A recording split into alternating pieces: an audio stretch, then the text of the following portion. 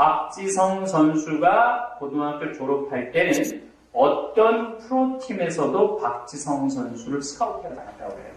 그리고 대학에서도 박지성 선수를 스카우트하지 않았어요. 그래서 박지성 선수는 너무 공을 차고 싶었는데 박지성 선수를 알아보는 사람이 한 명도 없었어요. 그래서 박지성 선수는 명지대학 테니스부로 들어가요. 축구 선수로 들어가는 게 아니에요. 명지대학 감독, 축구 감독이 그럼 저렇게 열심히 뛰어다니는 애가 있네? 그리고 딱 축구 선수로 뽑으려고 보니까 자기네 축구팀 일이 다 찬 거야. 그래서 티오가 테니스부가 한 명이 남아갖고 너 일단 거기로 들어가. 그래서 테니스부로 들어와서 축구 선수가 됩니다. 그래갖고 이 박지성 선수는 대학 할 때 열심히 뛰어다녔어요.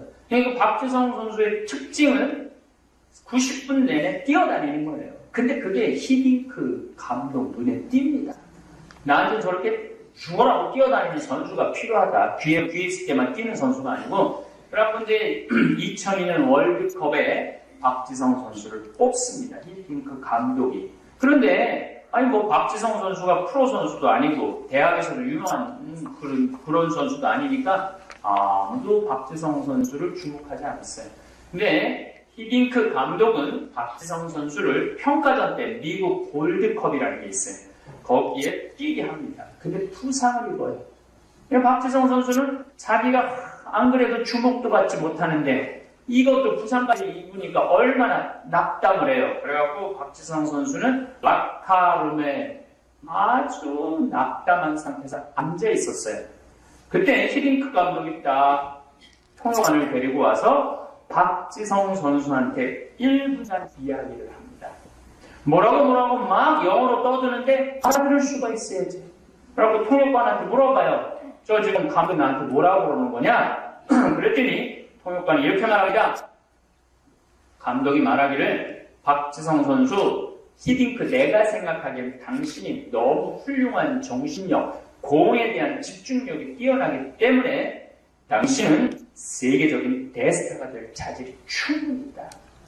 희망을 가져라. 그리고 나갔다는 거예요. 한 번도 자기를 주목한 적이 없는데 그 세계적인 명감독이 당신은 세계적인 대스타가 될 수 있는 자질이 충분하니까 걱정하지 말아라. 그 위로 한마디에 박지성 선수의 인생이 완전히 바뀌었다고 해요. 집도 똑같아요. 부부끼리 말이 안 통하면요, 그 집은 언젠가 이혼을 하든지 같이 살면서도 사는 것 같이 안 사는 부부들도 많아요. 여러분들, 이 남편하고 말 안 통할 때 많아요, 적어요? 여러분들 막 말하면 못 알아들으면 막 안 그래요? 말 안 통하면은? 그래요, 안 그래요? 여러분들 개는 몇 마디 정도 알아들어요? 손주죠. 앉아 그러면 앉죠. 엎드려 그러면 엎드려. 이리 와 그러면 와요. 그리고 밥 먹을 때 기다려 그러면 기다려요. 그럼 먹어 그러면 먹어요. 개들은 보통 한 10마디 정도 알아듣는다고 해요. 원숭이는 한 30마디 정도 서로 알아듣는데 원숭이는 그래도 1회도 잡아주죠. 30마디 하면서 1회도 잡아줘요. 사람은 보통 몇 마디 정도 해야지 그 집안에 사람이 사는 것 정도는 10,000마디 정도 해야지 사람이 사는 거예요. 10,000마디 정도. 오늘 어땠어? 좋았어. 밥 줘. 알았어. 자자. 10마디 정도 하면은 이 집은 어떤 집이에요? 개 같은 집이에요. 이 집은. 우리는 10마디밖에 안 해. 오늘 출근이라는데 오늘은 너무 그냥 태양도 맑고 이 하늘도 푸르고 이제 막 파릇파릇 새순이 나와갖고 학교 가는 길이 너무 좋았어. 난 오늘 뭐 1일 대피정을 했는데 인도원에 가갖고 신부님 강의를 들었는데 이런 이렇게 말이 10,000마디 정도 돼야 돼요. 근데 뭐 오늘 잘 지냈어? 좋았어. 아무 일 없었어. 밥 줘. 10마디 정도 하면 이 집은요 한 10마디 정도 주고받는 개 같은 집이 되는 거예요. 한 30마디 정도 하면 오랑우탄 같은 집 정도 되는 거예요. 30마디 정도. 그래도 집이라는 거 몇 마디 정도 해야 돼? 10,000마디 정도 해야 돼. 그래서 어떤 사람은 말을 하면 참 좋은 열매를 맺는 말씨를 뿌리는 사람이 있어. 근데 어떤 사람은 말만 하면 상대방의 가슴에 멍을 들게 하는 말투를 던지는 사람이 있어요. 이게 누가 제일 많이 하냐면 부부끼리 그래. 부부끼리. 어떤 부부가 이제 길을 가다가 이 남자가 저쪽에 멀리 미니스커트를 입고 가는 여자를 보고 너무 반해갖고 그걸 쳐다보고 있다가 트럭 지나가는 걸 못 봐요. 그러고 그냥 트럭에서 급브레이크를 딱 해요.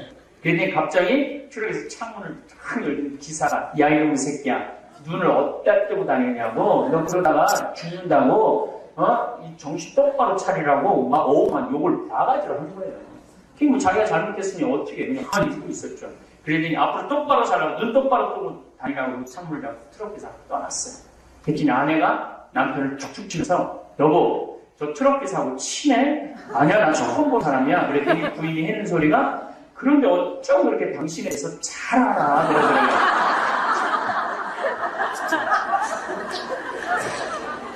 그냥 가슴에 그냥 멍이 들게 하는 말을 하는 그런 여기 많아요. 황창현 신부님의 행복특강 지금 바로 시작하겠습니다. 영상이 마음에 드신다면 구독, 좋아요, 알림 설정 부탁드립니다. 70대 할머니가 실버타운에 갔다가 사람들한테 질려서 떠나버린 사연도 함께 들으시면 좋겠습니다. 우리 인간한테 말처럼 중요한 게 없는 것 같아요. 말 한마디로 사람이 기분이 너무 좋기도 해요. 근데 말 한마디 때문에 너무 상처를 입어갖고 다시는 정말 쳐다보기도 싫은 시어머니하고 관계에 있어서 말 한마디 때문에 온갖 상처를 입는 경우도 있죠. 우리가 말 한마디 때문에 오해하는 경우도 많아요. 또 잘못 알아들어서 오해하는 경우가 더 많은 것 같아요. 내가 보기에는 참 잘못 알았어요. 우리 사람들이. 나는 정말 좋은 마음으로 말했는데 저 사람은 이상하게 받아들이는 사람도 많아요. 내가 한번 이렇게 강론을 이렇게 한번 했는데 한번 어떤 자매가 오더니 신부님 내 얘기를 어떻게 하고 강론 때 내 얘기를 했냐고 왜 내 욕을 공식적으로 하느냐고 야, 뭐 굉장히 당황스러워요. 당황스러워요. 그래서 우리가 말이라는 것처럼 우리 삶에 있어서 중요한 게 없는데 그 말이 얼마나 소중한지에 대해서 잘 모르는 경우도 많은 것 같아요. 우리 생태마을에 전화해갖고 황당한 하여튼 전화가 많이 와요. 생태마을에 전화해갖고 많은 분들이 이렇게 얘기를 해요. 거기 생태 팔아요. 이런 분들이 많아요. 우리 생태 파는 데가 아닌데 그래서 여기 생태 파는 데가 아닙니다. 그러면은 그쪽에서 뭐라고 하냐면 그럼 황태만 취급하세요. 그래요. 여기 황태 취급하는 데도 아닙니다. 여기는 천주교 피정집입니다. 그러면은 그쪽에서 뭐라고 그러냐면은 피족에만 판다고요? 완전히 자기 방식으로만 이해하는 거예요. 자기 방식으로만. 우리가 살면서 그렇게 말을 잘못 알아듣기도 하고 오해해서 듣기도 하고 또 기분 좋은 말 한마디에 인생이 너무너무 한 수십 년 동안 쌓여왔던 그런 서러움이 풀리기도 해요. 그래서 오늘은 말이 얼마나 중요한가. 여러분들 박지성 선수 알죠? 이 박지성 선수가 중학교 때부터 공 차는 걸 그렇게 좋아했대요. 초등학교 때로. 근데 고등학교 때는 수원 공고 축구부 선수를 했는데 박지성 선수가 고등학교 졸업할 때는 어떤 프로팀에서도 박지성 선수를 스카우트해 나갔다고 해요. 그리고 대학에서도 박지성 선수를 스카우트하지 않았어요. 그래서 박지성 선수는 너무 공을 차고 싶었는데 박지성 선수를 알아보는 사람이 한 명도 없었어요. 그래서 박지성 선수는 명지대학 테니스부로 들어가요. 축구 선수로 들어가는 게 아니에요. 명지대학 감독, 축구 감독이 그럼 저렇게 열심히 뛰어다니는 애가 있네? 그리고 딱 축구 선수로 뽑으려고 보니까 자기네 축구팀 이미 다 찬 거야. 그래서 티오가 테니스부가 한 명이 남아갖고 너 일단 거기로 들어가. 그래서 테니스부로 들어와서 축구 선수가 됩니다. 그래갖고 이 박지성 선수는 대학 할 때 열심히 뛰어다녔어요. 그러니까 박지성 선수의 특징은 90분 내내 뛰어다니는 거예요. 근데 그게 히딩크 감독 눈에 띕니다. 나한테 저렇게 죽어라고 뛰어다니는 선수가 필요하다. 뒤에 있을 때만 뛰는 선수가 아니고 그래갖고 이제 2002년 월드컵에 박지성 선수를 뽑습니다. 히딩크 감독이. 그런데 박지성 선수가 프로 선수도 아니고 대학에서도 유명한 그런 선수도 아니니까 아무도 박지성 선수를 주목하지 않았어요. 근데 히딩크 감독은 박지성 선수를 평가전 때 미국 골드컵이라는 게 있어요. 거기에 뛰게 합니다. 근데 부상을 입어요. 박지성 선수는 자기가 안 그래도 주목도 받지 못하는데 이것도 부상까지 입으니까 얼마나 낙담을 해요. 그래갖고 박지성 선수는 락카룸에 아주 낙담한 상태에서 앉아 있었어요. 그때 히딩크 감독이 딱 통역관을 데리고 와서 박지성 선수한테 1분간 이야기를 합니다. 뭐라고 막 영어로 떠드는데 알아들을 수가 있어야지. 그러고 통역관한테 물어봐요. 저 지금 감독 나한테 뭐라고 그러는 거냐? 그랬더니 통역관이 이렇게 말합니다. 감독이 말하기를 박지성 선수, 히딩크 내가 생각하기엔 당신이 너무 훌륭한 정신력, 공에 대한 집중력이 뛰어나기 때문에 당신은 세계적인 대스타가 될 자질이 충분히 있다. 희망을 가져라. 그리고 나갔다는 거예요. 한 번도 자기를 주목한 적이 없는데 그 세계적인 명감독이 당신은 세계적인 대스타가 될 수 있는 자질이 충분하니까 걱정하지 말아라. 그 위로 한마디에 박지성 선수의 인생이 완전히 바뀌었다고 해요. 그러면 그때부터 자신감을 갖고 이 공을 차기 시작했다고 해요. 그래서 16강 포르투갈전에서 딱 볼이 왔을 때, 가슴에 볼이 왔을 때 이 바닥에 공을 떨어뜨리지도 않고 그냥 트래핑을 하고 그냥 바로 발로 공을 차서 넣어서 우리나라를 4강까지 올리는 신화의 주인공이 되죠. 지금은 맨체스터 유나이티드라는 세계 최고의, 지금도 영국 프리미어리그 1위에 거기에 200회 이상 출장한 92번째 선수가 돼요. 그 맨체스터 유나이티드라는 축구팀의 역사가 100년이 넘어요.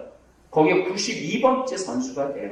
그리고 아시아인으로 최초로 맨유 주장 완장을 차고 경기에 임합니다.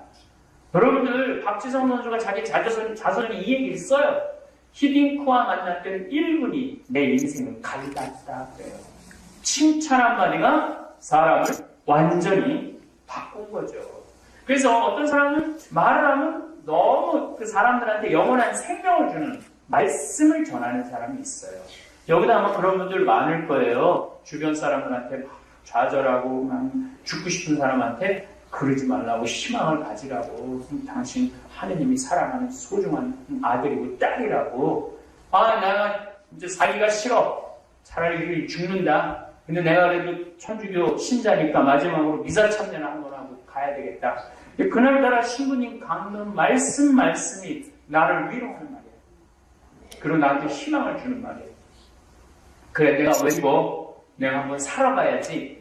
이렇게 내가 신부님의 강론 말씀을 듣고 다시 한번 살아보겠다는 용기가 생기는 그 신부님의 강론은 생명을 살리는 말씀이 되는 거죠. 그렇죠? 그래서 우리 생명을 살리는 말씀을 전하는 분들이 많아요. 또 제가 3년 전에 뉴욕에 강의를 갔어요. 뉴욕에 강의를 갔는데 강의가 막 끝났는데 정말 예쁘게 생긴 아가씨 갑자기 나를 탁 끌어안는 거, 신부님. 깜짝 놀랐어요. 좋기는 했지만 깜짝 놀랐어요. 그래서 누구냐고 그러니까 신부님, 제가 초등학교 때 신부님이 저한테 너는 너무 예쁘고 여자애가 시식하고 말도 잘하기 때문에 너는 나중에 커서 어려운 사람을 변호해주는 변호사가 됐으면 좋겠다. 그랬다는 거예요. 근데 자기가 이제 뉴욕으로 이민을 간 거야. 뉴저지라는 곳으로. 그 뉴욕 바로 밑에. 근데 자기 엄마하고 이민을 갔는데 이제 아빠하고 이혼을 하고 이제 간 거죠. 너무 힘든 가운데서도 엄마하고 자기하고 항상 그랬다는 거예요. 너 그 유명한 신부님이 너 변호사 된다고 그러지 않았느냐. 그래서 그 말을 항상 위로가 됐다는 거예요. 그리고 자기는 지금 맨하탄에서 변호사 일을 하고 있다는 거예요. 아, 네. 이 말은 내가 그 아이 초등학교 2학년 때 내가 무심코 던진 이야기가 그 아이한테는 씨가 된 거예요. 그래서 15년 후에 변호사라는 기가 막힌 열매를 내준 거죠. 이 말은 내가 좋은 열매를 맺는 말씨야. 사람은 말을 하면요, 다른 사람한테 희망을 주고 기분을 좋게 하고 뭔가 나중에 미래에 뭔가 열매를 맺을 수 있는 말씨를 뿌리는 사람이 있어요. 생명의 말씀을 전하는 사람이 있는가 하면 말씨를 뿌리는 사람이 있어요. 작년에 제가 LA에 강의를 갔어요. 강의를 갔는데 이번에 아주 잘생긴 아이예요. 날 보더니 신부님 감사합니다. 그리고 누구의 나보고 감사하다고 그러냐? 그랬더니 신부님 제가 초등학교 때 신부님이 내 손가락을 보더니 너는 남자애가 손가락이 이렇게 섬세한 걸 보니 너는 나중에 커서 사람을 살리는 수술 집도의, 외과 집도의가 돼서 구체적으로 얘기를 했대요. 수술 외과 집도의가 됐으면 좋겠다고. 이게 초등학교 애가 신부님이 수술 외과 집도의 그게 항상 머리에서 떠나진 않았대. 이 친구는 LA로 이민을 간 거야. 항상 나는 수술 외과 집도의가 될 거야, 집도의가 될 거야. 그래서 그 아이는 지금 UCLA 의대 수술 외과 집도의가 됐다고 하더라고요. 이 얘기는 뭐냐면은 내가 무심한 얘기는 아니죠. 저는 제가 가지고 있는 신념 중에 하나는 어린아이한테는 항상 축복을 해줘요. 예수님이 어린아이가 왔을 때 제자들이 예수님한테 데리고 오느냐 그랬을 때 예수님이 이 제자들을 혼내고 어린아이를 안아서 축복해 주셨다고 그러잖아요. 어린아이한테 축복을 해줘야 돼요. 이게 기본이야, 기본. 말씨가 돼갖고 의사가 된 거죠. 그래서 어떤 사람은 말을 하면 참 좋은 열매를 맺는 말씨를 뿌리는 사람이 있어. 근데 어떤 사람은 말만 하면 상대방의 가슴에 멍을 들게 하는 말투를 던지는 사람이 있어. 근데 이게 누가 제일 많이 하느냐면 부부끼리거든요. 부부끼리. 어떤 부부가 이제 길을 가다가 이 남자가 저쪽에 멀리 미니스커트를 입고 가는 여자를 보고 너무 반해갖고 그걸 쳐다보고 있다가 트럭 지나가는 걸 못 봐요. 그러고 그냥 트럭에서 급브레이크를 딱 해요. 그랬더니 갑자기 트럭에서 창문을 탁 열더니 기사가 야 이놈의 새끼야 눈을 어디다 뜨고 다니냐고 너 그러다가 죽는다고 이 정신 똑바로 차리라고 막 욕을 바가지로 한 거예요. 그게 뭐 자기가 잘못했으니 어떻게 그냥 가만히 듣고 있었죠. 그랬더니 앞으로 똑바로 살라고 눈 똑바로 뜨고 다니라고 창문을 잡고 트럭에서 떠났어요. 그랬더니 아내가 남편을 툭툭 치면서 여보 저 트럭 기사하고 친해? 아니야 나 처음 본 사람이야. 그랬더니 부인이 하는 소리가 그런데 어쩜 그렇게 당신에 대해서 잘 알아 그러더래요.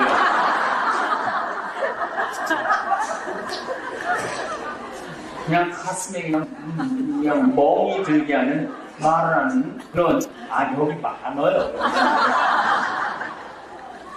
또 내가 우리 형제들 집에 이렇게 이제 초청받아서 이제 집에 갈 때가 있어요.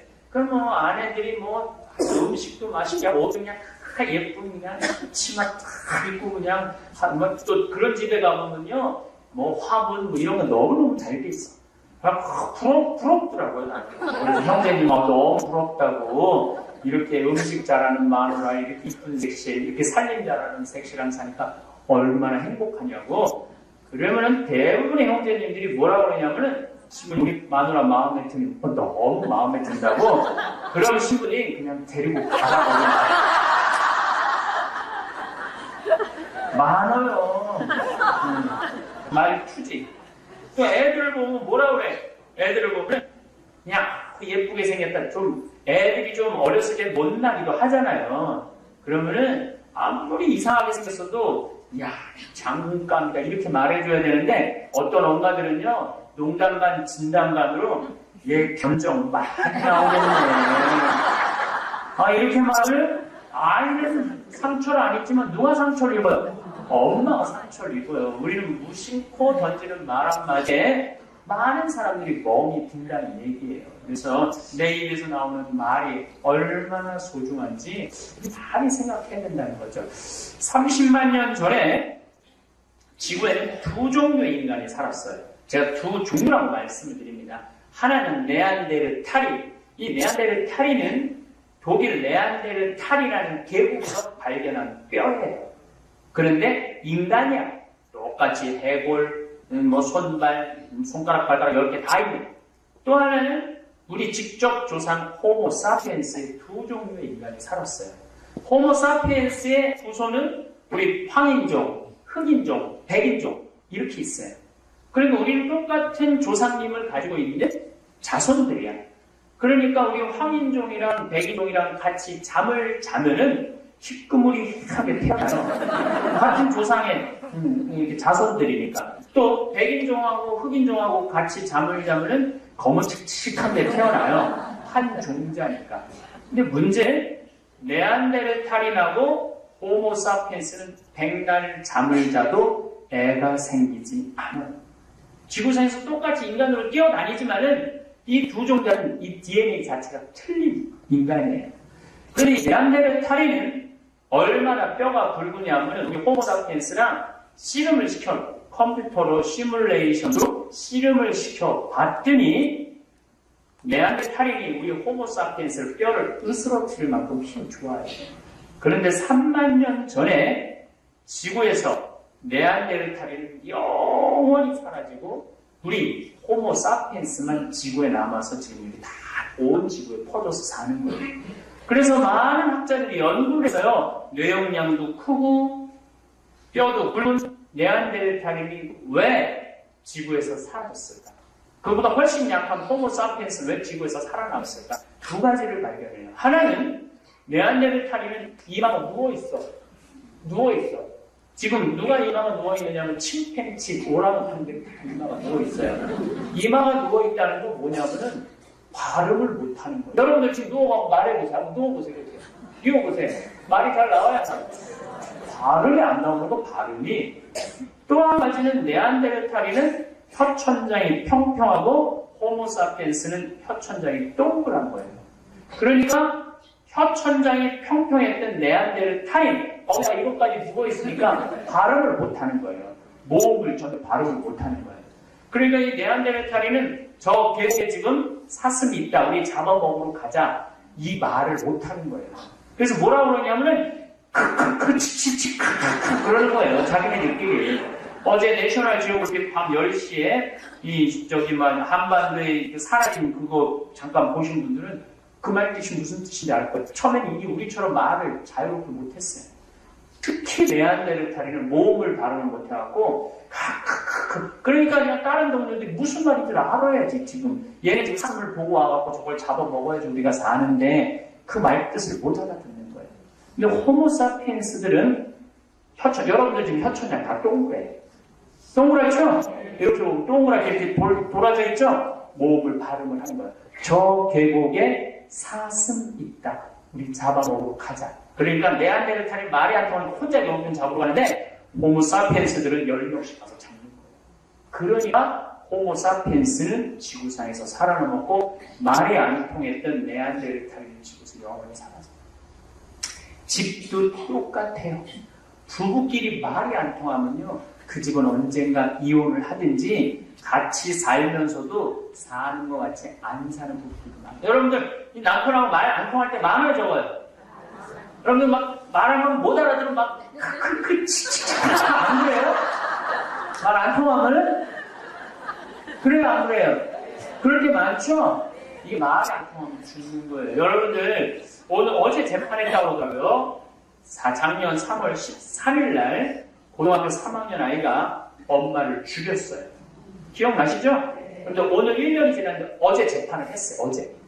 얘 이제 1년 지나고 재판을 했는데 얘는 나는 전교 1등은 들어봤어도 전국 1등은 처음 들어봤어요. 얘는 전국 4,000등 정도 하는 애예요. 여러분들 모의고사 봐고 전국 4,000등이면요 공부 무지하게 잘하는 애예요. 왜냐하면 고등학교 3학년이 한 50만 명 정도 되거든요. 그럼 50만 명에 4,000등이면 100명 중에 1등 하는 거예요. 100명 중에 1등이면 내가 전교 중에 500명이면 전교 5등 하는 애예요. 서울대가 1년에 몇 명 뽑느냐면 4,000명 뽑아요. 4,000명. 연대 4,000, 고대 4,000명 뽑아요. 그래서 우리가 말하는 스카이 대학이 12,000명 정도 1년에 뽑아요. 그런데 여기 중간에 빠지는 게 있어요. 의대, 치대, 경찰대가 서울대학 들어가기도 어려워요 요즘. 경찰대, 그 다음에 물산, 포항, 공대, 그 다음에 카이스트 다 빠지면은요 전국 4,000등이면요 서울대 그냥 걸어 들어가요. 근데 이 엄마는 애한테 항상 뭐라고 그러냐면은 전국 1등 하라고. 그러니까 전국 4,000등을 갖고 집에 이 성적표를 갖고 못 가는 거예요. 그래갖고 얘가 고친 거야. 전국 62등으로. 62등으로 고쳤는데 엄마가 이 성적표를 보고 엄마가 전국 1등 하라는데 전국 62등 그렇게 못하느냐고. 그리고 골프채로 야구방망이 8시간씩 때렸다는 거예요. 그리고 애가 공부를 못하면 밥을 아예 안 먹였다는 거예요. 잠도 안 재우고. 근데 이제 작년 3월 14일이 어떤 날이냐면 학부형 초청 진학 상담하는 날이에요. 그러니까 전날 얘가 어떻게 칼을 먹었죠. 죽는 거야, 엄마를. 엄마 키가 1m 55밖에 안 되는데 조그만 엄마가 아닌데 얘가 칼을 찔러 죽인 거예요. 왜? 얘가 그렇게 얘기를 해요. 전국 62등도 이렇게 두들겨 맞는데 8시간씩 내가 4,000등인데 드러나면 엄마 날 죽일 거다. 이 엄마는 몇 마디 했느냐면 서울대, 법대, 전국 이것만 얘기를 한 거야.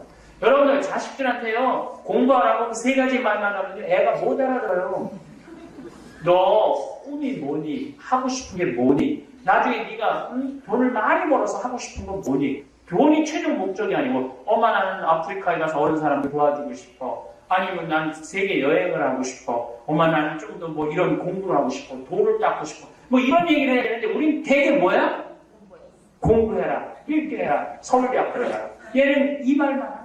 그러니까 엄마하고 애하고 말이 안 통했던 거예요. 말이 안 통하니까 어떻게 내가 엄마를 죽인 거예요.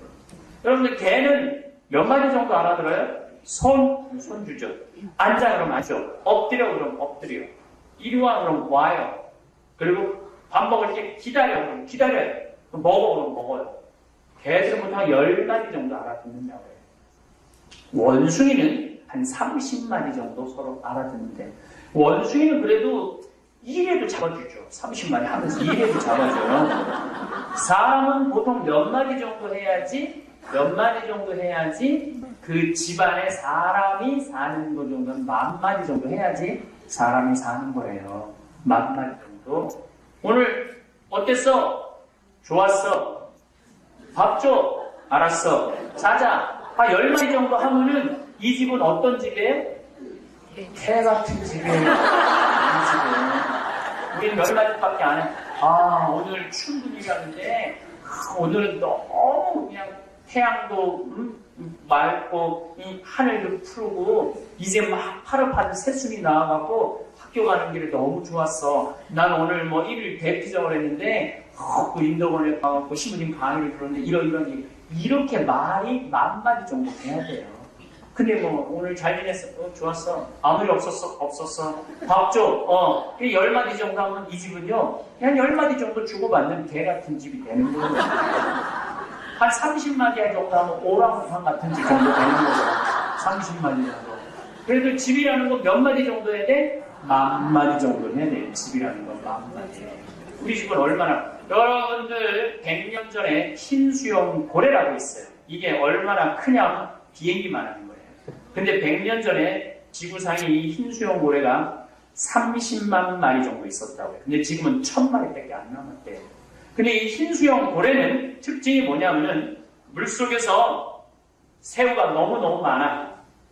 그럼 북대서양에서 여기 지금 새우가 많으니까 저기 멕시코에 있는 친구들아 일일이 새우 먹으러 와라. 그리고 물속에서 음파를 보내는 거. 와, 음파를 보내면은 보통 몇 킬로 정도 떨어진 형제들이 듣느냐면 2,000km 정도 떨어진 형제들이 듣고 자기네들이 그러는데 야 저기 지금 북대서양에 새우가 많대더라. 먹으러 가자. 그리고 쫙 간대요. 그런데 그 많던 흰수염고래가 순식간에 다 사라져버린 거예요. 그거 왜 사라졌느냐 조사를 해봤더니 배 프로펠러인데요. 이게 이제 무역이 발달하면서 배들이 많이 다니면서 프로펠러가 계속 소리를 내니까 음파가 깨진 거야. 정보가 전달되지 않으니까 어떤 일이 벌어지느냐 하면은 이게 얘네들이 죽는 거예요. 남편하고 아내가 서로 정보를 전달하고 부모하고 자식이 서로 자기가 아는 정보를 전달해야만이 그 집은 사는 집이 되는 거예요. 생명을 살리는 집이 되는 거예요. 그런데 그냥 남편은 남편대로 집에 들어오면 한마디 안 하고 아내는 아내대로 집에 와서 한마디 안 하고 애는 애대로 지금 지가 폭력을 일진애한테 폭력을 당하는지 하는지 한마디도 안 하면요 이 집은 어떻게 되는 집이야? 네안데르탈인 사라질 지구에서 사라질 수 없어요. 말이라는 게 이렇게 중요하다는 거예요. 제가 미국 그 강의 가면서요 깜짝 놀라는 일을 발견했어요. 어떤 일을 발견했느냐면은 애들은 한국말을 할 줄 모르고 엄마는 영어를 할 줄 모르고. 이게 여러분들 상상이 가요? 상상이 안 가죠? 똑같은 한국 놈인데요. 내가 그 가정집에 가면은요, 한국말을 못하는 거예요. 영어만 하는 거예요. 그럼 내가 엄마한테 쟤하고 의사소통 잘 되냐고 그러면 안 된대요. 저기 애가 막 영어를 못 알아듣는데요. 엄마는 저기 막 한국말 하면 애는 한국말을 못 알아듣고. 이 집은 치치치 하는 집이에요. 그런데 여러분들 그 문제 때문에 나한테 와서 상담하는 LA, 뉴욕, 캐나다 사람 너무 많아요. 며칠 전에 와서도 그런 분이 또 왔어요. 신부님 지금 애랑 말이 안 통한다는 거예요. 애가 마약을 하는데 어떻게 할 수가 없다는 거예요. 그런데 마약하는 애들이 너무 많아. 왜? 내가 답답한 일이 있으면 그래도 결국 누구한테 얘기하고 싶어? 엄마한테 얘기하고 싶은데 내 말을 못 알아듣는 거야. 기껏 엄마가 영어를 한다는 게 wake up, 일어나라. eat breakfast, 아침 먹어라. go to school, 학교 가라. 그리고 이제 집에 들어오면 take homework, 숙제해라. go to bed, 자라. 이 정도 얘기예요. 그 10마디 정도 하는 거죠. 내가 왜 이 동양놈이 미국에 와서 왜 사는지 이유도 엄마가 전혀 얘기해 주잖아요. 한국은 이렇게 교육제도가 힘들고 어렵고 먹고 사는 게 힘들어갖고 엄마 아빠가 니네들 행복하게 하려고 시험이 없는 세상에 데리고 왔다. 그러니까 너는 정말 꿈을 마음껏 펼쳐라. 하고 싶은 걸 다 해줬으면 좋겠어. 엄마가 이런 얘기를 애한테 계속 해주고 이야기를 나눈다면 애는 굉장히 건강하게 자랄 거예요. 근데 내가 여기 왜 와갖고 저 서양 놈들하고 저 잘난 놈들, 돈 많은 놈들하고 왜 힘들게 해야 되는지 이유도 모르니까 애들이 마약을 하는 거예요. 그러니까 뭐 우리 미국 가면 다 성공하는 거 같죠? 한 사람의 90%는 실패하는 거예요. 우리 몇 퍼센트만 듣는 거야? 10%만 듣는 거야. 그게 막 유학 갔다 뭐 이민 갔다 부러워 하나 없어요. 90%가 실패한다는 거예요. 90%가. 그러니까 여러분들 여기 대한민국 말 통하는 대한민국에서 사는 게 얼마나 행복한지 아세요? 말도 안 통하는 데 가면요 답답한 게 한두 개가 아니에요. 우리 생태마을에 이제 그 딸이 이제 지금 한국에 들어왔어요. 교감 선생님이 있는데 뉴욕에서 있었어요.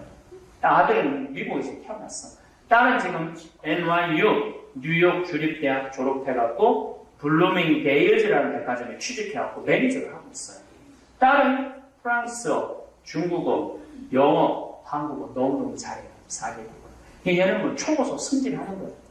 그런데 이 아들은 메리랜드 첫 고등학교라는 학교를 나왔어요. 이 학교가 어떤 학교냐면 케네디 대통령이 졸업한 학교예요. 이 학교는 고등학교인데 한 학기 등록금이 5천만 원이에요. 한 학기 등록금이. 그러니까 1년을 보내려면 1억이 있어요. 1년. 3년 보내려면 3억. 고등학교예요. 그러니까 여기는 어떤 애들이 보통 들어오느냐 왕족 애들이. 그러니까 고등학교에 비행장이 있어. 비행장. 애들 비행기 타고 학교 오는 거예요. 우리가 상상이 안 가죠. 그런데 이 집 아들이 그 고등학교에 학생회장을 했어요. 그리고 우리나라 신문에도 나오고. 그러니까 이제 아버지가 이제 한국에 와서 일하니까 얘가 한국에 온 거야. 얘가 콜롬비아 대학 4년 전액 장학생이야. 그래갖고 이제 와갖고 이제 했는데 애가 얼굴 잘생겼고 매너 좋고 일 잘하고. 근데 결정적으로 한국말 못하는 거야. 결정적으로. 그러니까 아버지 생일날 이제 카드를 보냈어. 3줄 썼어요. 한국말로. 아버지 생일 축하합니다. 아버지 사랑합니다. 그리고 맨 밑줄에 뭐라고 썼냐면 네 아들 윤진이가 이렇게 써요.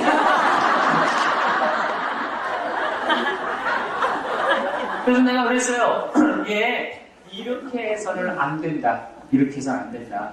얘는 앞으로 신문에 또 뉴스타임, 뭐 뉴욕 뭐 위크 뭐 이런 데 굉장히 많이 나오는 애거든요. 얘 앞으로 뭐가 돼도 될 아이인데 얘 지금 자기 뿌리인 한국말을 못하면 어떻게 하냐. 1년 휴학시켜라. 그래갖고 작년에 1년 휴학하고 연세 어학당에 가서 한국말 이제 잘해요. 글도 잘 쓰고. 얘는 이제 된 거예요. 말이 통하는 애니까.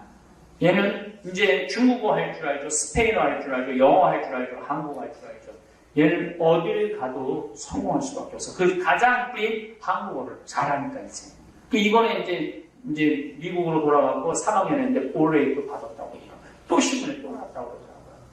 그러니까 여러분들 말이라는 게 중요한 거, 공부를 잘하는 게 중요한 게 아니라 말이라는 게 중요한 거예요.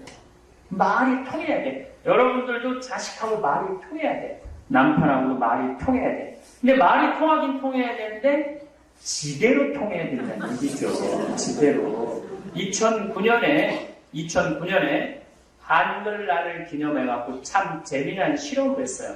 어떤 실험을 했느냐면 밥을 져서 한쪽 밥 아나운서실에 들어가고 한쪽 밥한테는 밥아 고마워 사랑해 너 때문에 내가 살아 이렇게 말하라고 했어요.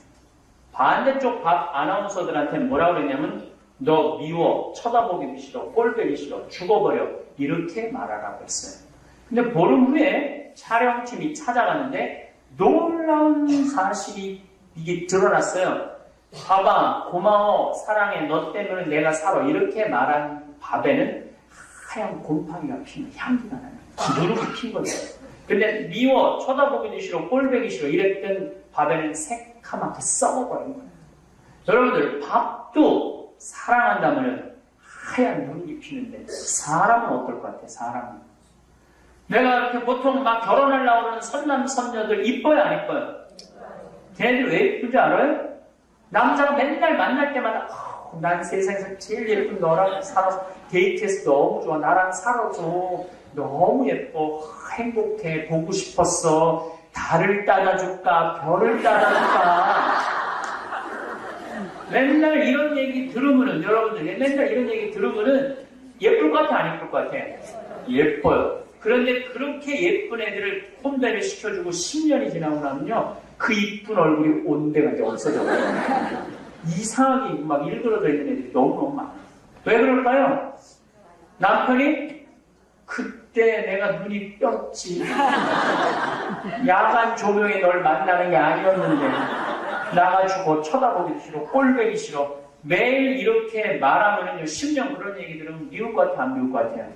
미워. 저는요 제가 실질적으로 경험을 했어요. 어떤 경험을 했느냐면 내가 본당 신부 때 혼배를 한 쌍을 해줬어요. 남자는 영화 배우예요. 여자는 스튜디오스였어요. 내가 그 혼배 면담을 딱 들어왔는데 정말 똑바로 쳐다볼 수가 없었어. 여자가 너무 이뻐갖고. 너무 예쁘면 똑바로 쳐다보기 좀 그럴 수 있잖아요. 네. 야, 너무 잘 어울리는 거예요. 그래서 내가 이렇게 기가 막히게 이쁜 그 항공사에서 그 스튜디오스가 그 선발대가 있는데 벌써 1등한 스튜디오스예요. 너무너무 예뻤어요. 그리고 내가 혼배를 해주고 나는 다시는 볼 기회가 없었는데 10년 후에 그 스튜디오스가 찾아왔어요. 신부님 절 기억하냐고. 이상하게 못생긴 여자예요. 절 기억하냐고 그래서 생각이 안 난다고. 어느 본당에서 신부님 저 혼배해줬고 남편이 영화 배우였다. 생각해보니까 그 여자 얼굴이 근데 너무 못생긴 거예요. 왜 이렇게 됐냐고 그러니까 남편이 결혼하고 자기 비행 나갔다 올 동안 그 신혼살림에 여자들에게 바람을 피우고 가는 거예요. 그렇게 10년을 살고 나니까 그 이쁜 얼굴이 온데간데 없는 거예요. 사람은요, 그 사랑한다, 고맙다.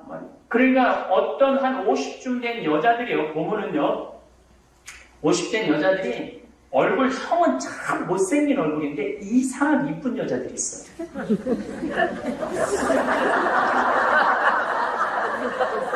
그런 여자들은 어떤 여자들일까요? 남편이 사랑한다, 고맙다, 보고 싶다, 매일매일 행복하게 해주면요, 기본 틀은 없어도요, 얼굴이 이상하게 이뻐요. 그런데 50이 된 여자들 중에 이 이목구비 분명하잖아요. 이제 코도 오똑하고, 눈매도 여기 막 쌍꺼풀도 있고, 입술도 아주 앵두 같고, 그런데 무섭게 생긴 여자들이 있어요. 그런 여자들은 20년 동안 남편이 죽어라, 같이 살고 싶지 않다, 이혼하자, 이런 얘기를 20년 동안 들으면요, 아무리 잘생긴 얼굴이라도요, 이상하게 믿게 될 수밖에 없어요. 어떤 말을 하고 사느냐, 어떤 말을 듣고 사느냐는 우리가 참 중요한 거예요. 말에는요, 생명력이 있어요. 말에는 씨가 있는 거예요. 어떤 말을 듣고 사느냐에 따라 사람은 행복하고 안 행복하고 결정되는 거예요. 여러분들 어느 가게집에 갔어. 음식을 먹으러 갔어. 근데 그냥 장사 잘 돼? 친해. 같은 교우야. 근데 그냥 사장이 아유 파리만 날리고 이러다가 이거 완전히 망하게 생겼어. 조금 있으면 우리 망할 것 같아.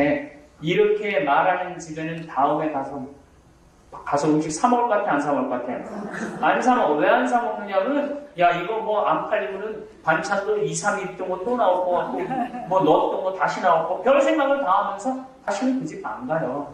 근데 장사 잘 돼? 아유 그래도 그냥 단골 손님이 와갖고 물건도 제때제때 들어오고 회전이 잘 돼. 그래도 이런 집을 자꾸 가고 싶은 거예요. 그러니까 내가 어떤 말을 하고 사느냐에 따라서 행복과 불행이 결정돼요. 여러분들 애들을 보고 아들을 보고 이렇게 잘생긴 아들을 하느님이 내 집에 이렇게 떨어뜨려 주셔서 난 너무 행복해. 이렇게 이쁜 딸을 난 매일 볼 수 있어서 너무 행복해. 얘네들은 집에 들어오고 싶어요. 내가 너 낳고 미역국 먹은 내가 미친다고. 그거 죽으려고 그러는 거 살려놨더니 이게 눈 똑바로 뜨고 엄마한테 대해주는 이 외수 같은 거 나가 대해줘라 차라리. 쳐다보기도 싫어. 이런 말을 하면 애들 집에 안 들어와요. 집이 안 들어오면 집이 썰렁하고 생명력이 없어요. 그 남편도 집에 안 들어와요. 그럼 여자가 혼자 뭐라 자기 혼자 불행하다고 그러는 거예요. 씨는 누가 다 뿌려놓고 불행의 씨는 본인이 다 뿌려놓은 거예요. 의외로 그런 사람들이 많아요. 제가 10년 전에 우리 주교님이 저한테 대학교 교수로 가라고 했어요. 근데 제가 거절했어요. 나는 생태마을 가서 농사 짓고 살고 싶다고. 그냥 주교님이 좋은 자리 내가 제안을 했는데도 그걸 거절하고 내가 평창에 갔단 말이야. 누구 찬성하지 않았어요. 10년 전에는. 그래서 내가 이제 주교회에 일을 하니까 뭐 인천교구, 대구교구, 내가 모시던 주교님 황신구고 평창 잘돼 아무도 찬성하지 않는 그것도 교구 바깥에 내가 갔으니 얼마나 안 되겠어요. 얼마나 힘들어. 나는 안 된다는 말을 한 번도 해본 적이 없어요. 물건을 내가 농산물을 해도 오는 사람이 있어서 살 거 아니에요. 근데 내가 뭐라고 그랬어요? 10년 전에 너무 잘 된다고. 찾아오는 사람 있냐? 그랬을 때 내가 뭐라고 해? 너무 많이 온다. 사실은 한 달 내내 한 명도 안 오는데. 그렇게 10년을 제가 말을 했어요. 근데 첫 해 매출액이 1억이었어요. 근데 작년에 매출액이 18억이에요.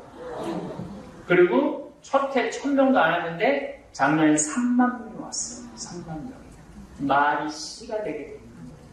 내가 축복의 말을 하면 축복 오게 돼 있고 내가 원망, 저주, 절망의 말을 하면요 절망밖에 나를 기다리고 있는 게 없어요. 올 초에 내가 우리 직원들 뭐 그리스, 터키 사태, 뭐 이탈리아, 뭐 그 다음에 무슨 리먼 브라더스, 미국, 뭐 이란, 석유 너무너무 불안했어.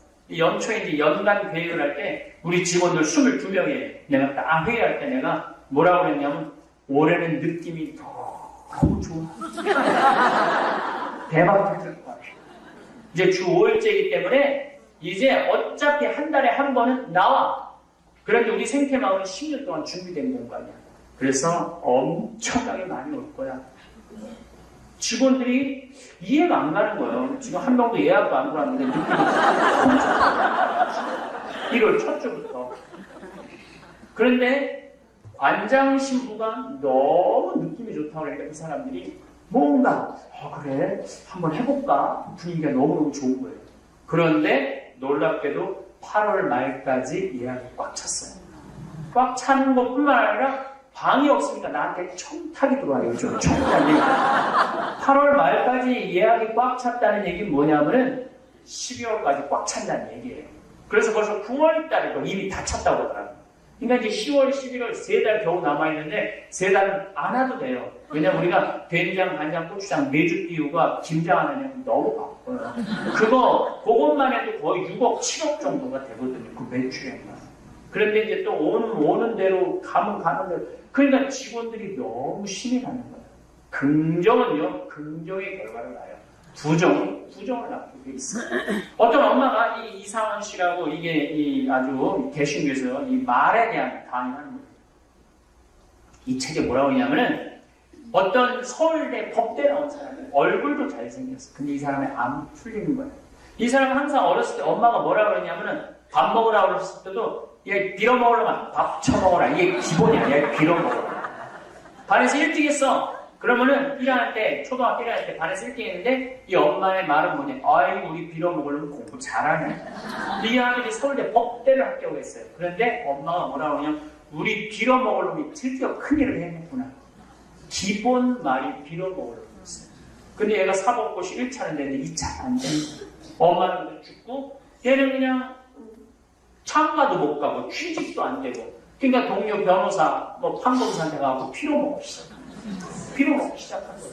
그리고 너무너무 인생이 안 풀려갖고 이제 말하는 이 장명하는 사람한테 가서 물어보고 내 인생이 왜 이러냐고 나 부족한 게 아무것도 없는데 그래서 살아오면서 얘기를 좀 해봐라 그랬더니 나는 생각해보니까 엄마가 어렸을 때부터 나보고 빌어먹으려면 기본 어미였다. 빌어먹으려면 그리고 모든 얘기를 시작했다. 그게 당신 인생의 꼬리 첫 번째 이유다. 당신은 오늘부터 빌어먹을 놈이 아니라 벌어먹을 놈이라고 생각해요. 그래서 이 사람이 과외를 시작한 거야. 그래 내가 벌어먹어야지 왜 빌어먹을 이 사람 머릿속에 빌어먹은 게 박혀있는 거예요. 벌어먹어야 돼. 과외를 했는데 너무 잘 가르치는 거야. 애들이 막 늘어났어. 학원을 했는데 서울에서 유명한 큰 학원이 된 거야. 그러니까 벌어먹기 시작한다. 예쁜 마누라가 시집을 오고 애 딸들을 너무 행복하고 지금 너무 행복하게 잘 벌어먹고 살고 있대. 여러분들은 자녀들한테 어떤 축복의 말을 해요? 말의 시가 되는 거예요. 윤항기 씨 아시죠? 윤항기 씨. 이 사람의 아버지가 미 8군에 다니면서 노래하던 분이에요. 근데 마약으로 죽어요. 어머니 춤추던 분이에요. 유랑극단 따라다니다가 죽어요. 천하에 누구만 남느냐면 윤복희하고 둘만 남아요. 이건 완전히 엄마 아버지가 그렇게 해서 돌아가셨어요. 그지. 그래도 받은 게 뭐가 있어요? 노래 재능만 받은 거야. 근데 너무 불행하고 너무 가난하고 너무 고통스러웠어. 그래서 윤항기 씨는 노래를 해도 행복한 노래 한 적이 없어요. 늘 슬픈 노래. 내가 왜 이럴까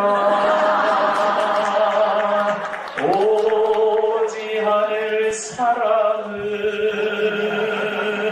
어디선가 웃으면서 와줄 것만 같은데 아직 안 끝났어요. 차라리 그 사람을 만나지 않았던들 이 고통 이 괴로움 나에겐 없을걸 이렇게 청승을 떨면서 노래를 불렀어요.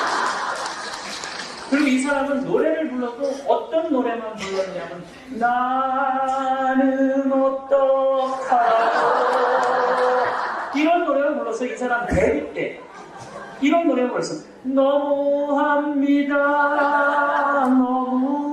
이것도 윤항기 작곡한 거예요. 전부 이런 노래인 거예요. 이 사람 너무너무 불행했어요. 그런데 갑자기 1979년에 이 사람이 기가 막힌 노래를 하나 부르는 거예요. 예수님을 만나면서 내가 만약 외로울 때면 예수님 생각하고 예수님이 날 위로해 준다는 거예요. 너는 나의 영원한 노래요. 그러니까 영원한 노래, 영원한 기쁨 나의 동반자.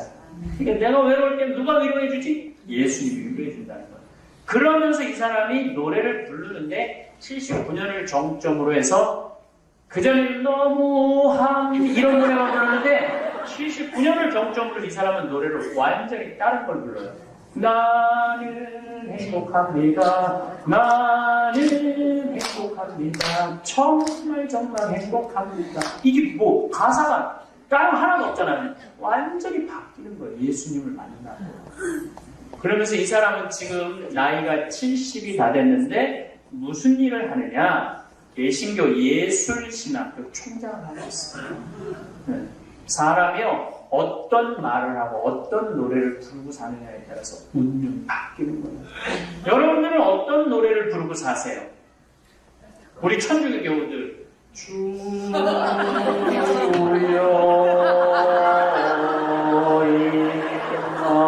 임하소 성당 가고 싶어요? 안 가고 싶어요?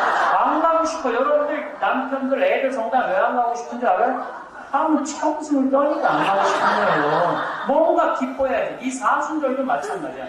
사순절 물론 우리 예수님 십자가 올라가요. 가슴 아파요. 그거는 애절하게 불러야 돼. 근데 우리는 애절하게 부르는 게 뭔지 몰라요. 이거는 성가를 들어보면요, 죽자고 부르는 거예요. 죽자고. 석양의 방을 지던 선열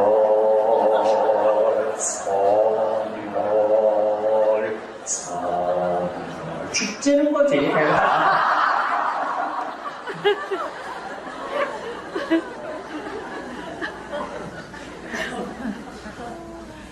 성당에 오는 기쁨, 뭔가 희망, 이런 거를 내가 부르고 그래야지 성당 가는 것도 신날 거예요.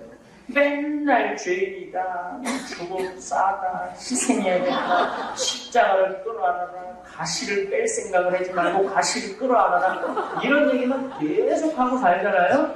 그러면요, 그게 처음엔 우리 가슴을 울려요.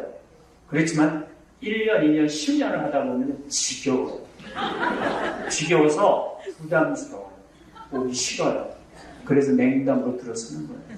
성당 매일 사는 게 즐거워야 돼요. 신나고 행복하고. 아니 내가 희생을 하면서도 즐거워야 되는데 우리는 그냥 뭐든지 다 우울하고 다 불행해야 되고 다 고통스러워야 된다. 이게 엄청나게 잘못된 씨앗이라는 거예요. 씨앗이라는 거예요. 그래서 여러분들은 이 사순절이지만 우리 부활이라는 희망을 향해서 가는 거 아니에요? 좀 기쁘게 살아야지. 여러분들 또 대표적인 사람이 또 누구예요? 송대감이라는 사람이 1967년에 데뷔를 했어요. 근데 이 사람이 데뷔를 하고 끄지를 못해요. 그야말로 그냥 안무대에 전전긍긍하면서 아무리 곡을 받아도 아무리 안 풀리는 거예요. 그래갖고 그전에는 다른 사람들한테 곡을 받다가 75년에 난 다른 사람한테 곡 안 받을 거야. 내가 할 거야. 내 인생은 내가 개척할 거야. 그리고 본인 스스로 작사, 작곡을 해요. 노래를 들고 나와요. 그게 뭐냐면 쨍하고 했던 날 돌아왔단다 이거예요. 그래갖고 돈도 못 벌던 그 사람이 그 노래 하나로 때 돈을 벌어야 돼. 돈을 얼마나 버느냐면 보따리에 그냥 싸들고 돈을 싸들고 들어와갖고 그 돈을 쉬지 못하고 엄마하고 그냥 돈 속에서 파묻혀서 잠을 자지 못해요. 말 한마디에 우리 운명이 바뀌는 거예요. 우리 인생이 바뀌는 거예요. 여러분들이 이 기가 막힌 말씀을 하세요. 아니면 말씨를 피세요. 아니면 입만 열 때마다 상대방의 멍을 들게 하는 말투를 던지세요. 제가 오늘 여러분들하고 이야기하고 싶은 것은 여러분들은 말씀을 하는 분들에게 말씨를 전하는 분들에게 말투는 하지 말고 그랬으면 좋겠어요.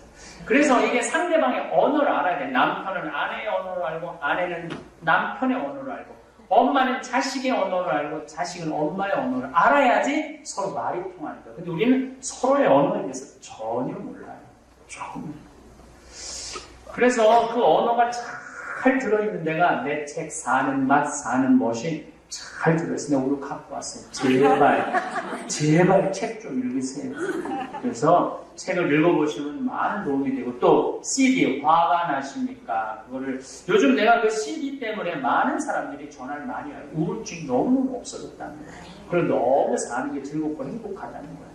또 유혹과 행복이라고 신앙생활에 특히 성모님 얘기가 거기 많이 들어가 있어요. 내가 3군데를 다녀왔어요. 성주순례, 과달루페, 파티마, 루르드 3군데.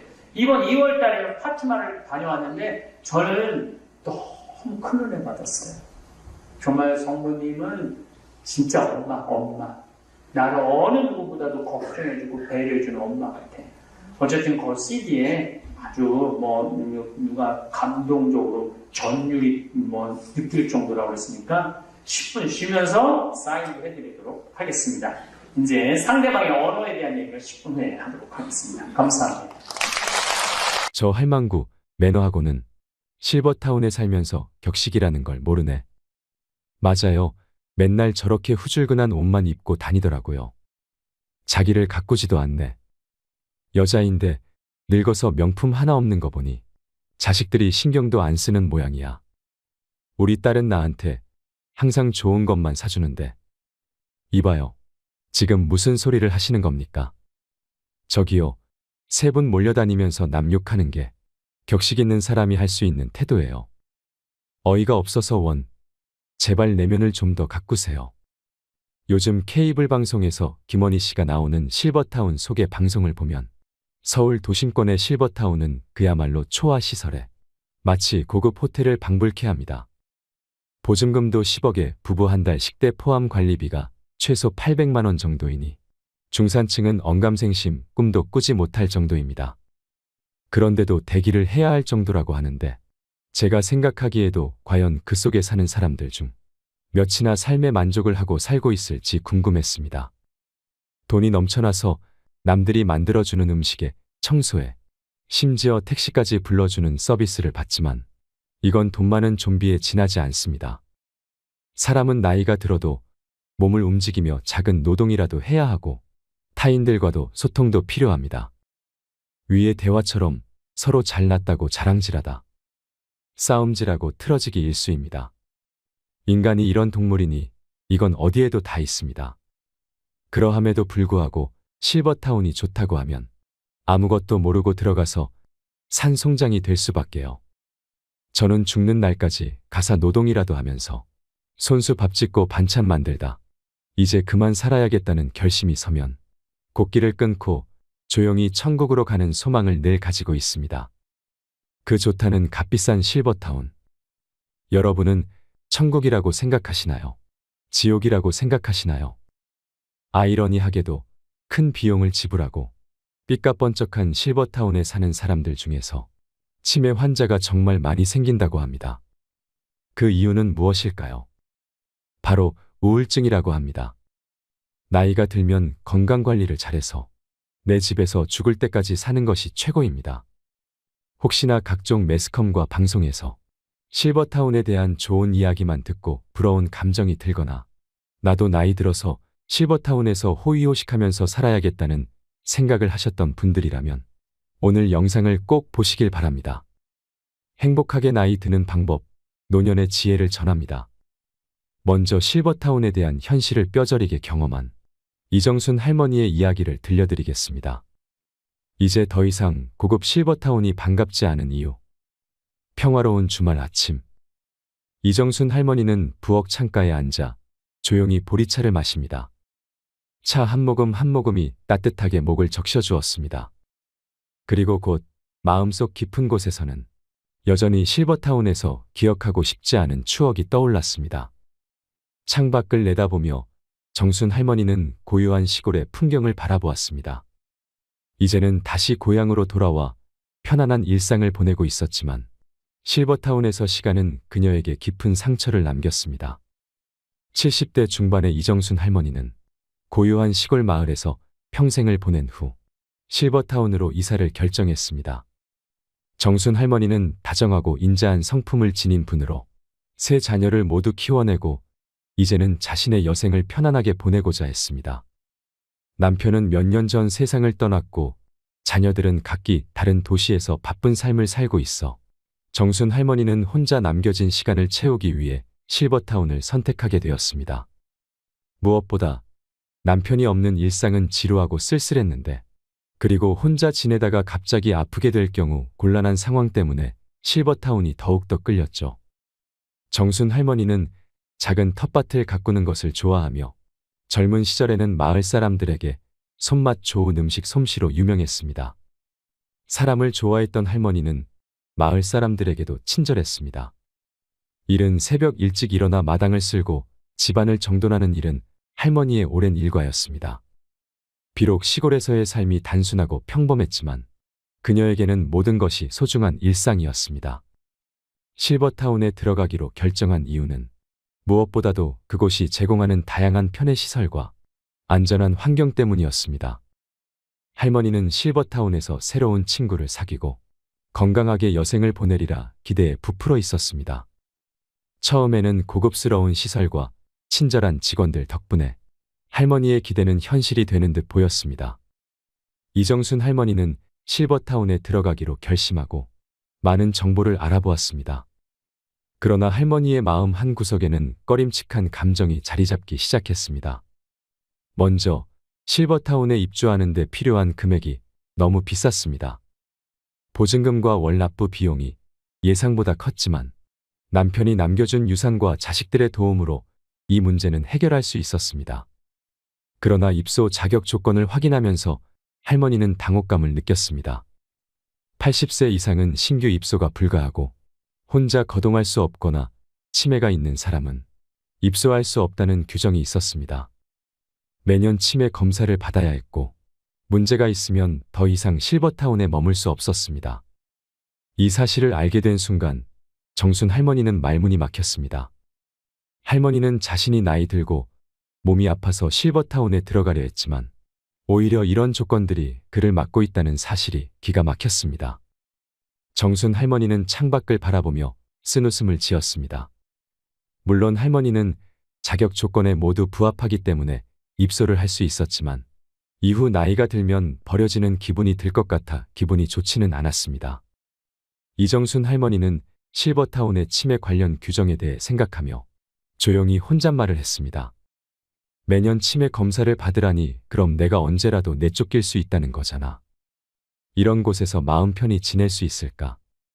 아니, 애초에 이런 규정을 만든 사람들이 우리 같은 노인들의 마음을 이해나 할까? 그때 실버타운 직원이 할머니를 설득하기 시작했습니다. 어르신, 저희 실버타운에서는 매 끼니 유명 셰프님이 만드는 식사를 챙겨드려요. 또 몸이 불편하시면 바로 진료 받으실 수 있도록 의료진이 상주하고 있습니다. 상담사는 부드러운 미소를 지으며 말을 이어갔습니다. 그리고 어르신, 혼자 계시면 심심하잖아요. 저희 실버타운에는 목욕탕과 헬스장, 탁구장, 노래 연습실 등 다양한 시설도 사용하실 수 있어요. 할머니의 눈빛이 조금씩 밝아지자 상담사는 더욱 열정적으로 설명을 계속했습니다.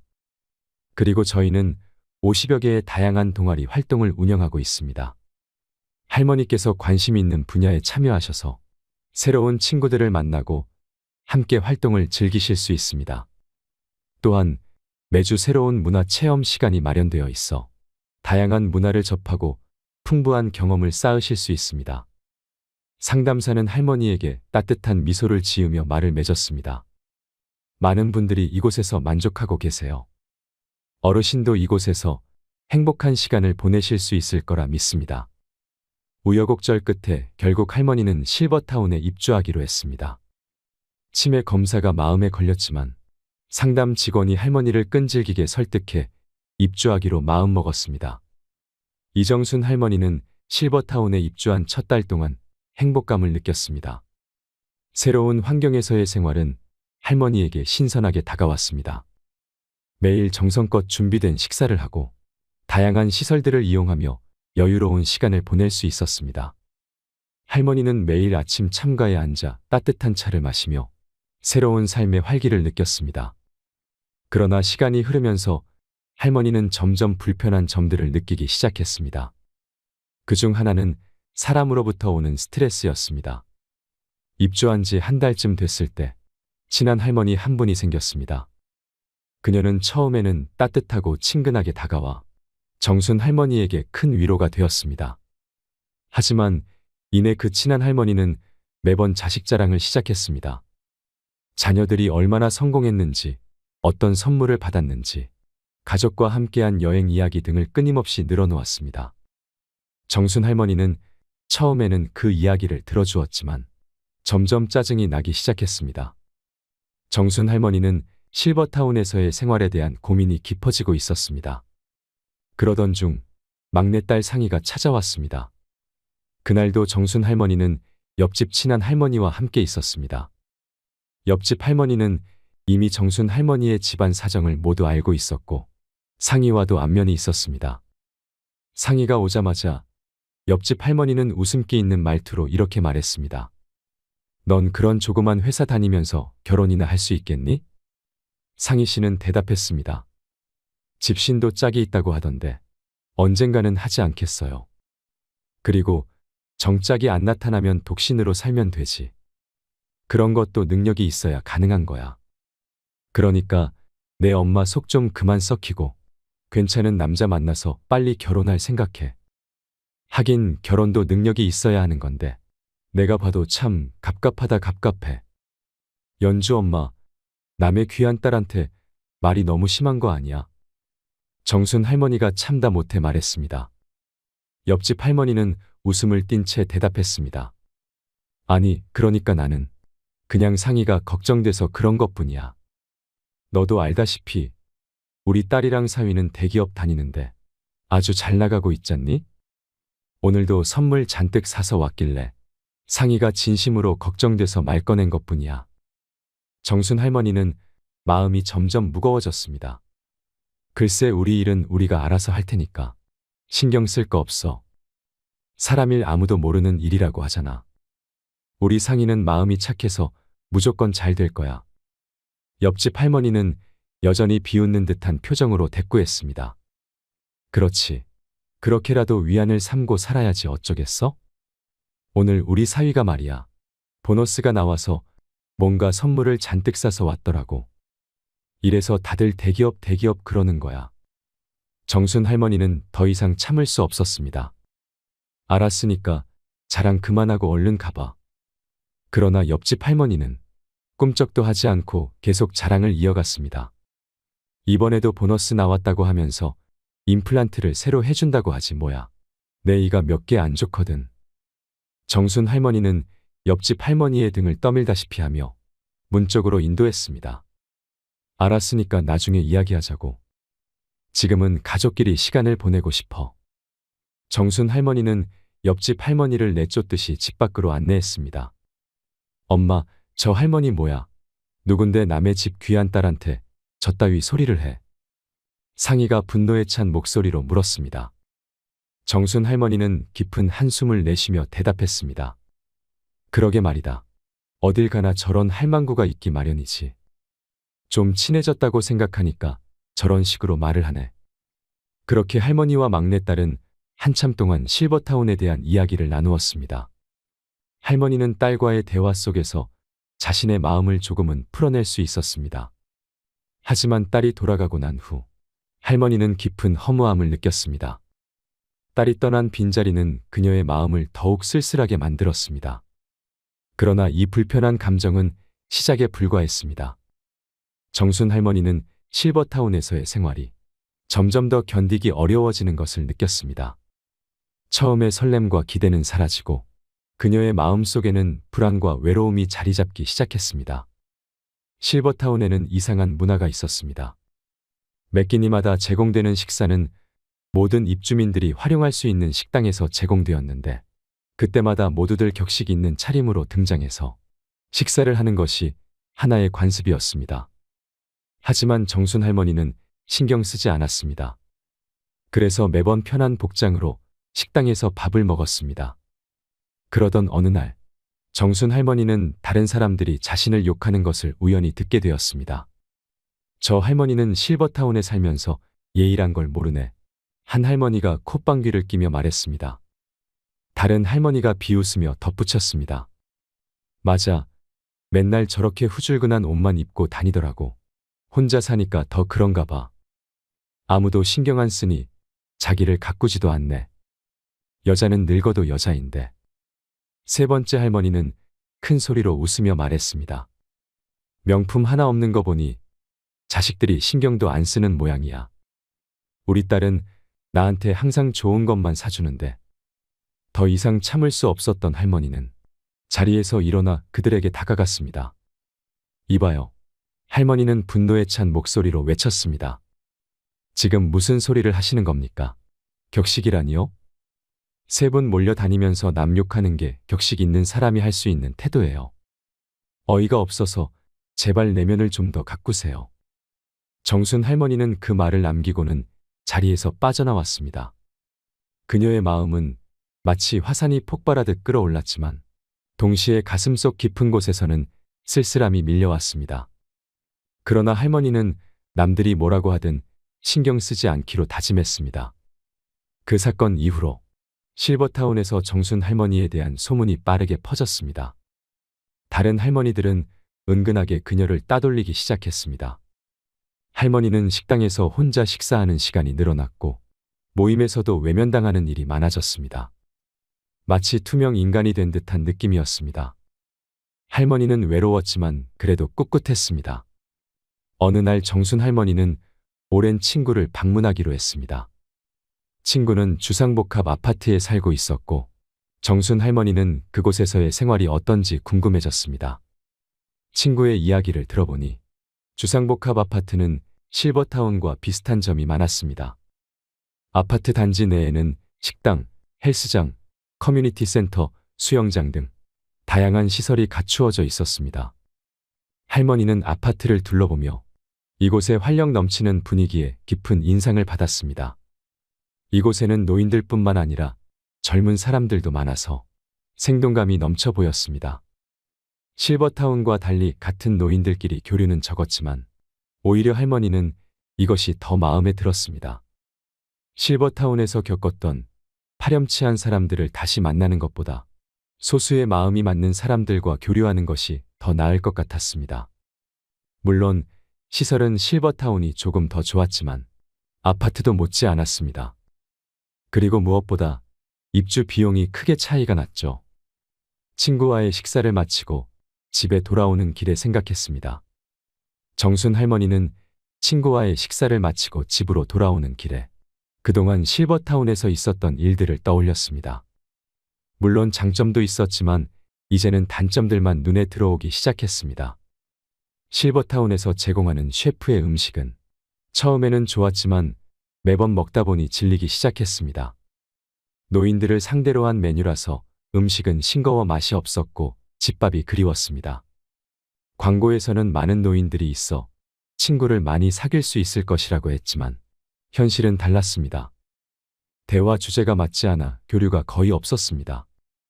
실버타운의 노인들은 결국 모여서 남 욕이나 하고 자기 자식 자랑만 했습니다. 정순 할머니는 그런 사람들과 어울리는 것이 점점 불편해졌습니다. 동아리 활동도 그런 사람들이 주도하고 있어 관심이 가지 않았습니다. 헬스장이나 노래 연습실도 이용하기 힘들었습니다. 나이가 들어서는 그런 활동들이 힘겨웠기 때문입니다. 그런데 이 모든 것을 즐기지 않아도 매번 입주 비용에 포함되어 너무 비싸다고 느껴졌습니다. 다 늙은 노인들밖에 없어 활력이 없었고 오히려 더 늙어가는 느낌이 들었습니다. 결국 모두 사람들이 모여 사는 사회인데 그 사람들이 싫다 보니 집에만 있기 일쑤였습니다. 이곳에서 할머니는 철저하게 배제된 느낌이 들었고 창살은 없었지만 집에만 갇혀있는 감옥 같다고 느꼈습니다. 그 무렵 할머니는 우울증이 시작된 것 같았습니다. 가슴이 답답하고 의욕이 없었죠. 할머니는 이 모든 생각을 마음속에서 되새기며 실버타운에서의 생활이 자신에게 진정한 행복을 주지 못한다는 결론에 이르렀습니다. 그렇게 집에 도착해서 조금 쉬려고 하는데 배가 아팠습니다. 의료진에 연락을 했습니다. 의료진은 광고와 달리 무책임하게 대처했습니다. 저희는 전문의가 아니어서 간단한 진료 말고는 할 수 있는 게 없습니다. 의료진은 이렇게 말하며 할머니를 외면했습니다. 할머니는 더 이상 참을 수 없어 멀리 있는 아들에게 전화를 걸어 도움을 요청했습니다. 아들은 급히 달려와 할머니를 근처 도시의 병원으로 모시고 갔습니다. 다행히 큰 병은 아니었고 진료 후 할머니는 안심할 수 있었습니다.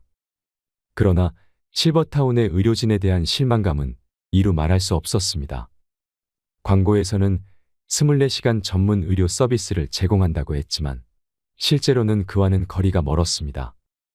할머니는 실버타운의 이중적인 모습을 깨닫고 깊은 좌절감을 느꼈습니다. 값비싼 비용, 질리는 음식, 다른 사람 눈치를 봐야 하는 생활 방식, 그리고 무엇보다도 남의 이야기를 좋아하는 사람들 속에서 그녀는 진정한 행복을 찾지 못했습니다. 그래서 할머니는 결국 실버타운을 떠나기로 결심했습니다. 다른 할머니들은 정순 할머니의 결정을 말렸지만 그녀의 결심을 꺾을 수는 없었습니다. 여기를 떠난다고 해서 더 나은 곳이 있을까요? 한 할머니가 물었지만 정순 할머니는 단호히 대답했습니다.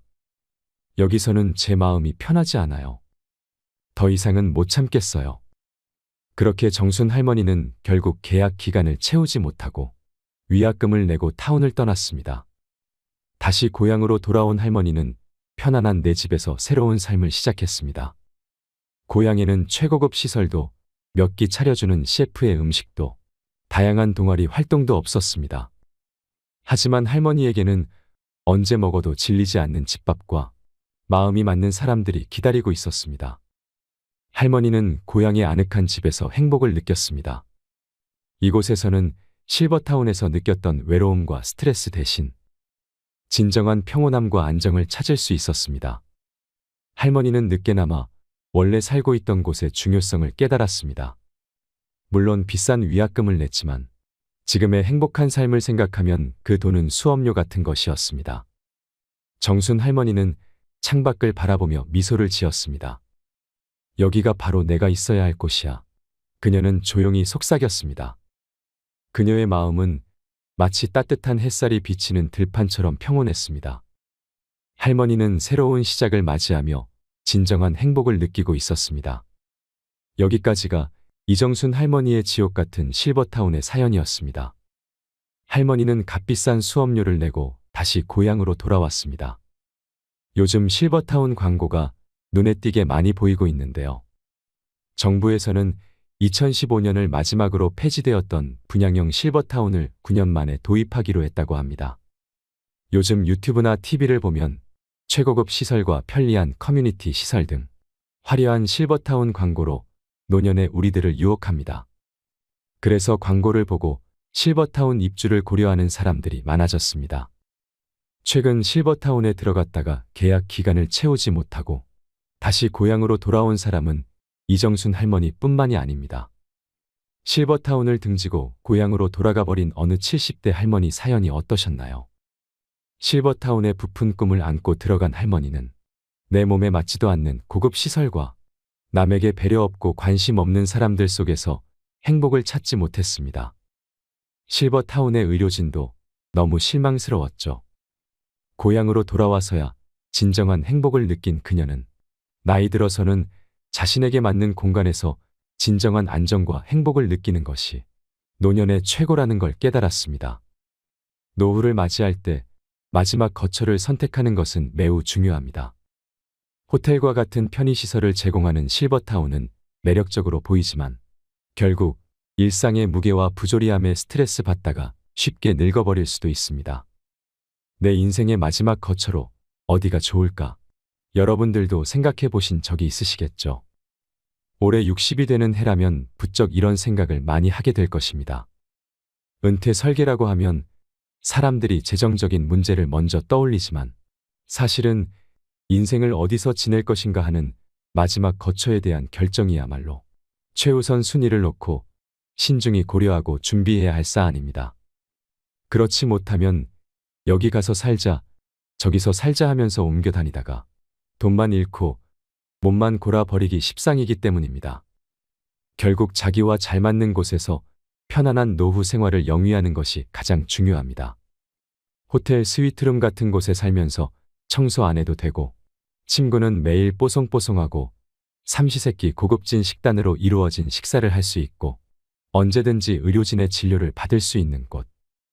비슷한 연령대 친구들이 이웃인데다가 수영장, 헬스클럽은 물론이고 다양한 프로그램이 있어 한시도 지루할 틈이 없을 것 같은 곳.